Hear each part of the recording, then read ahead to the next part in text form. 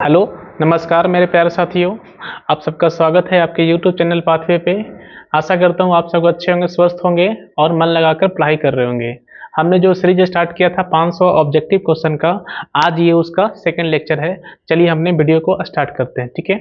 चलो, फर्स्ट सवाल क्या है हमारा 31 क्वेश्चन। इसमें बोलता है ध्रुव प्रबलता का एसआई मात्रक होता है, SI unit of pole strength newton, newton ampere, newton per ampere metre, ampere per coulomb, ampere metre, या तो फिर हमें एम्पियर। तो आपको ये बताना है कि पोल स्ट्रेंथ का क्या होता है एसआई यूनिट। हमें बताना है एसआई यूनिट किसका, बोलो, पोल स्ट्रेंथ का। न्यूटन होता है, न्यूटन पर एम्पियर मीटर होता है, एम्पियर मीटर होता है, या तो फिर एम्पियर होता है। तो ध्रुव प्रबलता का जो एसआई मात्रक होता है, पोल स्ट्रेंथ का जो एसआई मात्रक होता है, वो होता है हमारा एम्पियर मीटर। क्या होता है बोलो, वो होता है हमारा एम्पियर मीटर होता है। थोड़ा सा इसे पतला कर लेते हैं, तो वो होता है हमारा एम्पियर मीटर। तो आपको याद रखना है कि पोल स्ट्रेंथ का क्या होता है एसआई मात्रक, एसआई यूनिट, तो हम बोलेंगे एम्पियर मीटर होता है। चलिए नेक्स्ट सवाल की तरफ चलेंगे। नेक्स्ट सवाल हमारा ये है, शोषित विद्युत ऊर्जा, शोषित विद्युत ऊर्जा ऑप्शन है विभवांतर के समानुपाती होता है, विभवांतर के व्युत्क्रमानुपाती होता है, विभवांतर के वर्ग के समानुपाती होता है। इनमें से कोई नहीं। आपको बताना है exploited electrical energy is proportional to the potential difference, is inversely proportional to the potential difference, is proportional to the square of the potential difference, none of these। तो इसमें से आपको बताना है कि आपका तुम्हारा जो शोषित विद्युत ऊर्जा है वो किसके समानुपाती होता है। तो शोषित विद्युत ऊर्जा जो होता है वो हमारा विभवांतर के, वो हमारा विभवांतर के वर्ग के समानुपाती होता है। हम उसे बोलेंगे is proportional to the square of the potential difference. क्या बोलेंगे, is proportional to the square of the potential difference. तो शोषित विद्युत ऊर्जा जो है वो किसके समानुपाती होता है, तो हम बोलेंगे विभवांतर के वर्ग के समानुपाती होता है। इसका राइट आंसर हो जाएगा हमारा ऑप्शन सी। नेक्स्ट क्या है, नेक्स्ट हमारा है उत्सर्जित फोटो इलेक्ट्रॉन की ऊर्जा निर्भर करती है प्रकाश की तीव्रता पर, प्रकाश की तरंगदैर्ध्य पर, धातु की कार्यफलन पर, या इनमें से कोई नहीं। आपको यह बताना है the energy of emitted photon electron depends on intensity of light, on the wavelength of light, on the work function of the metal, none of this. तो आपको बताना है कि मेटल से जो इलेक्ट्रॉन इमिट होता है वो किस पे निर्भर करता है, किस पे डिपेंड करता है। तो वो डिपेंड करता है उस मेटल के वर्क फंक्शन पे। किस पे डिपेंड करता है, उस मेटल के वर्क फंक्शन पे, जिसको बोलते हैं हम लोग कार्यफलन, है ना। तो इसका जो राइट आंसर होगा वो हो जाएगा हमारा option number C, on the work function of the metal. मतलब कि हो गया तुम्हारा धातु के कार्यफलन पे। तो जो इलेक्ट्रॉन जो इमिट होता है वो डिपेंड करता है धातु के कार्यफलन पे, उस पे ही डिपेंड करता है हमारा इलेक्ट्रॉन, इमिटेड इलेक्ट्रॉन, ठीक है ना। तो नेक्स्ट सवाल हम लोग चलेंगे। नेक्स्ट सवाल हमारा ये है क्वेश्चन नंबर 34। 34 में क्या है कि हमें ए और बी, ये है हमारा ए और ये है हमारा बी, हमें ए और बी के बीच में निकालना है इक्विवेलेंट कैपेसिटेंस, ठीक है ना। कैसे निकालते हैं जरा ध्यान दीजिए। आप देखो कि ये और ये जो है ना, ये दो कैपेसिटर जो है वो सीरीज में है, और सीरीज में अगर होता है तो हमने, और उसमें साथ साथ क्या देखो कि सारे कैपेसिटर का जो कैपेसिटेंस है वो सेम है। सेम है तो आप दो फॉर्मूला याद रखो। अगर सीरीज में बोलेंगे तो आप बोलना R/N, अगर हम पैरेलल में बोलेंगे तो आप बोलना, एक मिनट, CS नहीं, R नहीं, आप इसे C लिखो। ओ ठीक है, आप यहां से C लिखो। तो CS अगर बोलेंगे तो आप बोलना C/N, अगर हम CP बोलेंगे तो आप बोलना NC, ठीक है। तो अगर वो सीरीज में है तो हमारा इक्विवेलेंट कैपेसिटेंस कितना होता है C/N, अगर वो पैरेलल में है तो इक्विवेलेंट कैपेसिटेंस कितना होता है NC, ठीक है। तो हम यहाँ पे क्या देख रहे हैं कि हमारे पास दो कैपेसिटर है और दोनों कैपेसिटर का जो कैपेसिटेंस है वो सेम है, और दोनों कितना है बोलो, 6 माइक्रोफैराड और 6 माइक्रोफैराड। तो उन दोनों को अगर हम हटा के एक लगा दें, उन दोनों को अगर हटा के हम एक लगा दें तो इसका वैल्यू कितना होगा, तो हम बोलेंगे C/n होता है, मतलब कि 6/2 हो जाएगा, मतलब कि ये हो जाएगा हमारा 3। तो इसका मतलब हो गया ये हमारा 3 माइक्रोफराड हो जाएगा।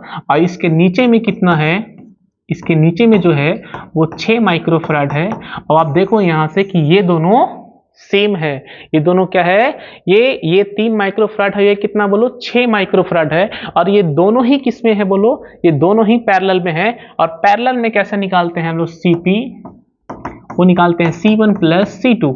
तो यहाँ पे 2 है तो 3 और 6 कितना हो जाएगा बोलो, 9 हो जाएगा। इसका राइट आंसर हो जाएगा हमारा 9 फराड। नेक्स्ट हमें ये बताना है कि चुंबकीय क्षेत्र की विमा होती है, dimension of the magnetic field. आपको बताना है कि मैग्नेटिक फील्ड का डायमेंशन क्या होता है, ML0T-2 I-1, ML0T-1 I-1, MLT-2 I-1, ML2T-2 और I-1। आपको बताना है कि चुंबकीय क्षेत्र की तीव्रता जो है वो क्या होती है, चुंबकीय क्षेत्र की तीव्रता क्या होती है, डायमेंशन ऑफ मैग्नेटिक फील्ड। तो डायमेंशन ऑफ मैग्नेटिक फील्ड जो होता है वो होता है हमारा M1 L0 T-2 और I-1, M1 L0 T-2 और I-1। तो इसका राइट आंसर हो जाएगा ऑप्शन नंबर A। ठीक है, हम लोग नेक्स्ट चलेंगे आगे हमारा क्या है बोलो, आगे बोला है किसी चुंबक का चुंबकीय आघूर्ण है, the magnetic moment of magnet. Magnetic moment of magnet क्या होता है, तो किस टाइप का राशि है, तो वो होता है हमारा सदिश राशि। किस टाइप का राशि है, वो हमारा होता है सदिश राशि। तो किसी चुंबक का चुंबकीय आघूर्ण जो है वो किस टाइप का राशि होता है, तो हम बोलेंगे वो होता है हमारा सदिश राशि। तो इसको बोलते हैं हम लोग वेक्टर क्वांटिटी। इसका राइट आंसर हो जाएगा हमारा B.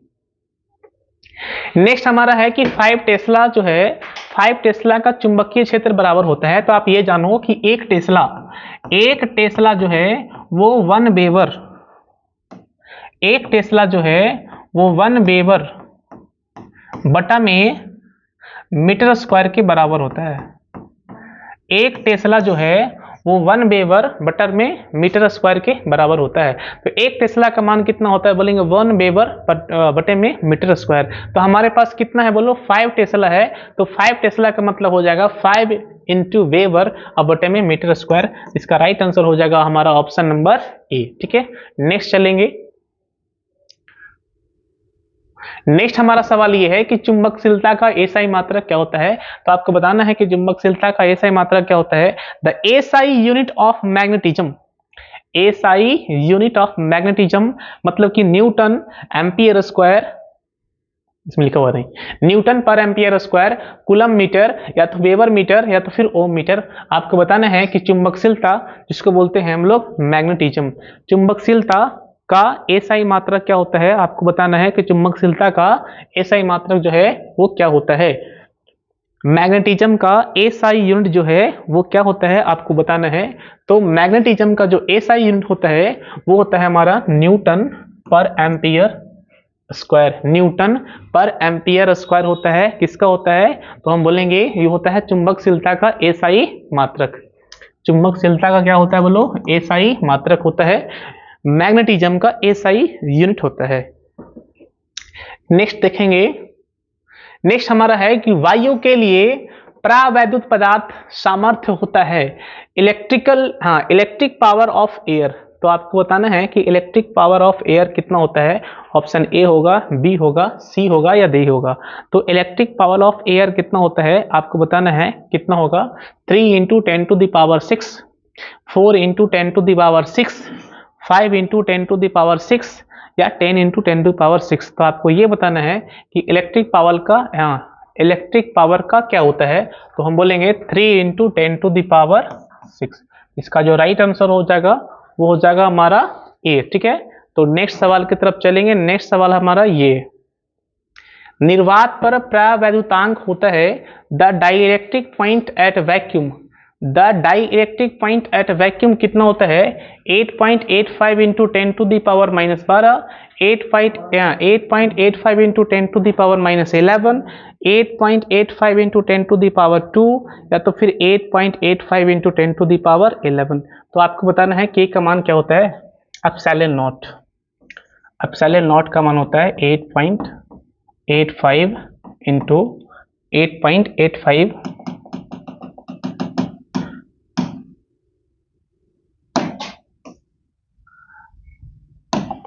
Epsilon naught 8.85 into 10 to the power -12 F/m। इसका राइट आंसर हो जाएगा हमारा ऑप्शन ए।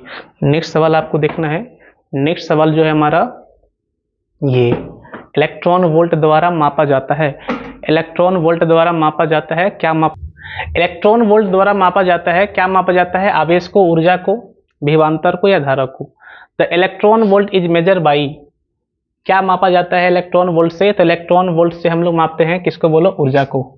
एक इलेक्ट्रॉन वोल्ट का अगर वैल्यू पूछा जाए कि एक इलेक्ट्रॉन वोल्ट का वैल्यू कितना होता है तो 1.6 into 10 to the power -19 joule, -19 joule. एक इलेक्ट्रॉन वोल्ट का वैल्यू कितना होता है 1.6 into 10 to the power -19 joule. ये भी सवाल ऑब्जेक्टिव का है जो आपसे पूछ सकता है, लेकिन हमारा यहाँ पे क्या पूछा गया है कि इलेक्ट्रॉन वोल्ट जो द्वारा क्या मापते हैं, तो हम लोग मापते हैं ऊर्जा को। ठीक है, नेक्स्ट चलेंगे। एक लौह चुंबकीय पदार्थ की चुंबकशीलता जिसको बोलते हैं म्यू। तो लौह चुंबकीय पदार्थ के लिए चुंबकशीलता जो है वो होता है म्यू ग्रेटर देन 1। कितना होता है mu greater than 1।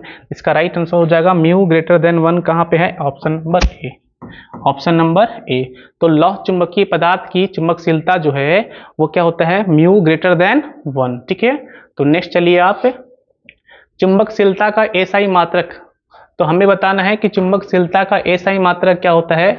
The SI unit of magnetism, SI unit of magnetism क्या होता है, हेनरी मीटर, हेनरी पर मीटर, हेनरी या तो फिर वोल्ट मीटर। तो चुंबकशीलता जिसको बोलते हैं मैग्नेटिज्म, और मैग्नेटिज्म का जो एसआई मात्रक होता है वो होता है हमारा हेनरी पर मीटर, हेनरी पर मीटर। हेनरी पर मीटर किसका होता है एसआई मात्रक, तो हम बोलेंगे चुंबकशीलता का होता है, मैग्नेटिज्म का होता है। ठीक है, तो हम लोग नेक्स्ट चलेंगे। नेक्स्ट हमारा बोला पानी में वायु का बुलबुला कार्य करता है। तो पानी में जो वायु का जो बुलबुला है वो किस तरह से कार्य करता है बोला है अपसारी लेंस की भांति, संतृप्तकारी लेंस की भांति, function of an air bubble by water, like structure lens या लाइक डाइवर्जिंग लेंस। तो आपको यह बताना है कि पानी में वायु का बुलबुला कार्य करता है, कैसे कार्य करता है पानी में वायु का बुलबुला। तो पानी में जो वायु का बुलबुला जो है वो अपसारी लेंस की भांति कार्य करता है। किसकी तरह बोलो, अपसारी लेंस की भांति कार्य करता है। तो पानी में वायु का बुलबुला जो है वो किसकी तरह कार्य करता है, अपसारी लेंस की भांति। नेक्स्ट है तुम्हारा ई तीव्रता के विद्युत क्षेत्र में पी द्विध्रुव आघूर्ण वाले विद्युत द्विध्रुव पर लगने वाला बल आघूर्ण है। The moment of force of an electric dipole having dipole moment P in an electric field of intensity ई। तो हमें बताना है कि क्या होगा ई तीव्रता के विद्युत क्षेत्र में पी द्विध्रुव आघूर्ण वाले विद्युत द्विध्रुव पर लगने वाला बल बताना है हमें कि बल आघूर्ण क्या होगा। मतलब हमें पूछा गया है टॉर्क, और टॉर्क क्या होता है, टॉर्क होता है P क्रॉस E। टॉर्क क्या होता है, तो बोलेंगे टॉर्क जो होता है वो होता है P क्रॉस E। अगर आपसे पूछ दिया जाए कि टॉर्क जो है वो किस टाइप का राशि है, तो हम बोलेंगे ये वेक्टर क्वांटिटी है। कैसा क्वांटिटी है बोलो, ये हमारा वेक्टर क्वांटिटी है। तो टॉर्क क्या होता है बोलो, P क्रॉस E। अगर इसको और हमें सॉल्व किया जाए तो इसको बोलते हैं P साइन थीटा। क्या बोलेंगे बोलो, P साइन थीटा। तो टॉर्क क्या होता है, P साइन थीटा या P क्रॉस E। तो इसका राइट आंसर हो जाएगा P क्रॉस E। नेक्स्ट हमारा है एक विशिष्ट चालक की सतह के किसी बिंदु पर विद्युत क्षेत्र की तीव्रता क्या होती है। शून्य होती है, सतह के लंबवत होती है, सतह के समांतर होती है, या सतह से 45 डिग्री के कोण पर होती है। तो आपको बताना है कि एक विशिष्ट चालक की सतह के किसी बिंदु पर विद्युत क्षेत्र की तीव्रता क्या होती है। Option A, option B, option C या तो फिर ऑप्शन नंबर डी। तो अगर एक विशिष्ट चालक है, उसके सतह पे किसी भी बिंदु पर विद्युत क्षेत्र की तीव्रता देखेंगे तो वो हमेशा सतह के क्या होता है, वो हमेशा सतह से लंबवत होता है, सतह के लंबवत होता है, मतलब कि वो प्लेन के परपेंडिकुलर होता है, सरफेस के परपेंडिकुलर होता है। तो इसका राइट आंसर हो जाएगा हमारा ऑप्शन नंबर बी।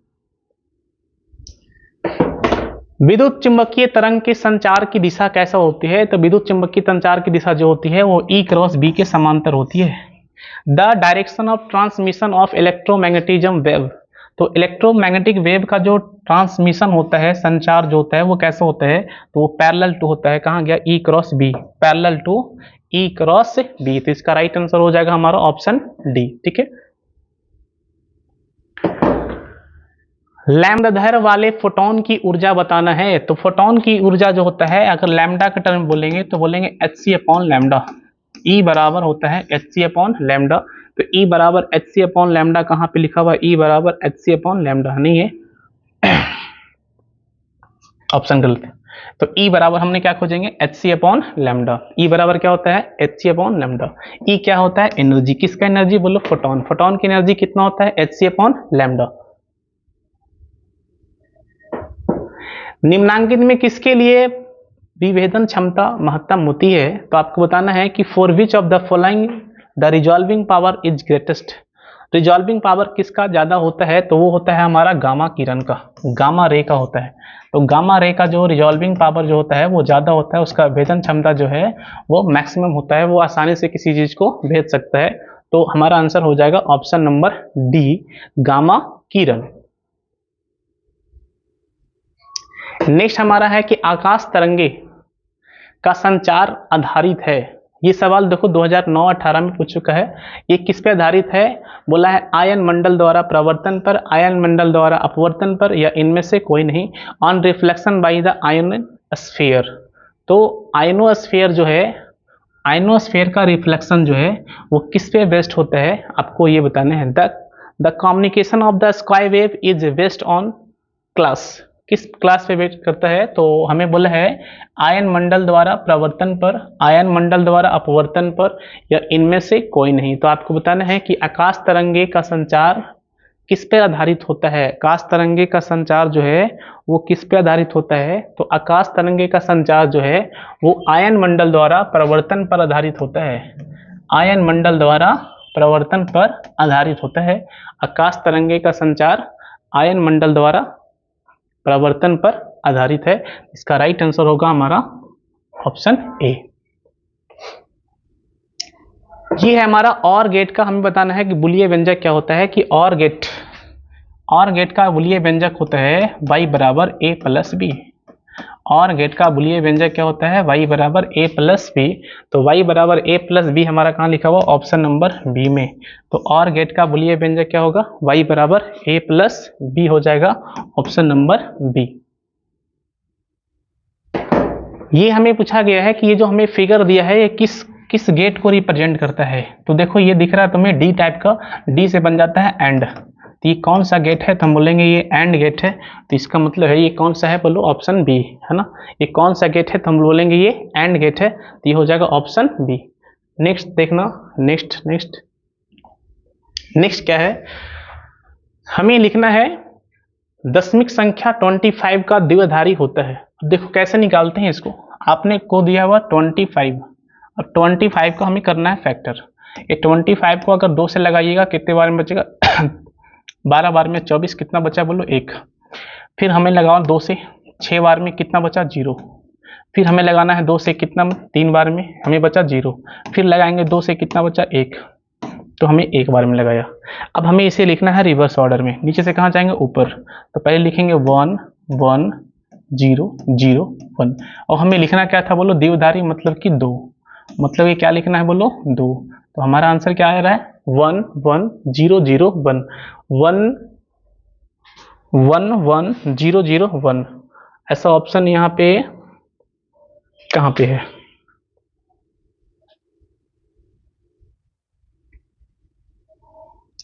ये 11001, ऑप्शन नंबर सी। कैसे कि एक बार फिर से आपको 25 को पकड़ना है, उसको ब्रेक करना है। 2 से लगेगा 12 बार में, कितना बचेगा 1, आपको 1 को साइड में लिखना। 2 से लगेगा कितना बोलो 6 बार में, कितना बचा 0, 0 लिखना है। 2 से कितना 3 बार में, कितना बचा 0, 0 लिखना है।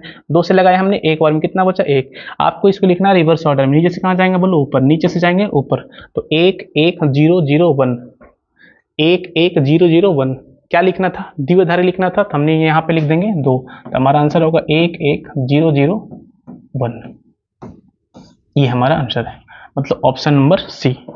नेक्स्ट देखिएगा, लेंज का नियम संबंध है। लेंज का नियम किससे संबंध होता है, तो लेंज का नियम जो है वो द्रव्यमान संरक्षण के से संबंध होता है। तो हमने बोला है लेंज का नियम किससे संबंध होता है, लेंज लॉ रिलेशन इज, तो किससे होगा, तो हम बोलेंगे आवेश से, द्रव्यमान से, ऊर्जा से, या तो संवेग से। तो लेंज का जो नियम है वो किससे संबंध रखता है, वो रखता है हमारा द्रव्यमान से। नेक्स्ट सवाल देखो, और ये लगता है आज का लास्ट सवाल है। ताप बढ़ने के साथ में अर्धचालक का प्रतिरोध क्या होता है, तो ताप अगर बढ़ाइएगा तो अर्धचालक का प्रतिरोध जो है वो घट जाता है। Resistance of semiconductor with increase the in temperature, तो हम बोलेंगे डिक्रीज। अगर सेमीकंडक्टर का टेम्परेचर को बढ़ाते हैं तो उसका रेजिस्टेंस जो है वो घट जाता है। तो आज हमने 55 तक किया है, और नेक्स्ट हम लोग क्लास में 56 से स्टार्ट करेंगे, और इस तरह से ये कंटिन्यू चलता जाएगा। Thank you.